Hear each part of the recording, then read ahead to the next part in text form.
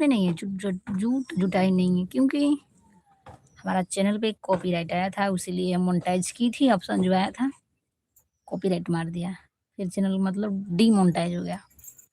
ठीक है, लेकिन आप लोग का आशीर्वाद से, प्यार से हो जाएगा, क्योंकि अब मैं किसी की वीडियो डालती नहीं हूँ।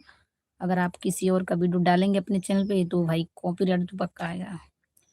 अपने चैनल पे अपना खुद का वीडियो डालिए, किसी और का वीडियो चीटिंग वीटिंग करके नहीं चुरा कर डालना है, ठीक है। ये गलती आप लोग मत कीजिएगा, नहीं तो आप जो मेरे साथ हुआ है ना, उस मतलब वैसे ही बिल्कुल आपके साथ भी हो जाएगा, ठीक है।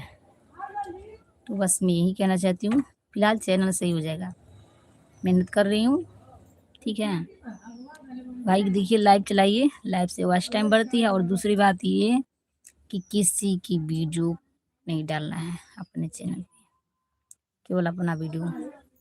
हाँ, अपना मतलब अपने वीडियो में साथ में किसी को लेके बनाएंगे वो चलेगा, वो नहीं आएगा कॉपीराइट। लेकिन अब किसी इंस्टाग्राम से, फेसबुक से किसी का वीडियो डाउनलोड करके यूट्यूब पे चढ़ा दिए, व्यूज खाते हैं, तो व्यूज आएगा, सब्सक्राइबर आएगा, लेकिन वही कॉपीराइट मार देगा, ठीक है। हाँ।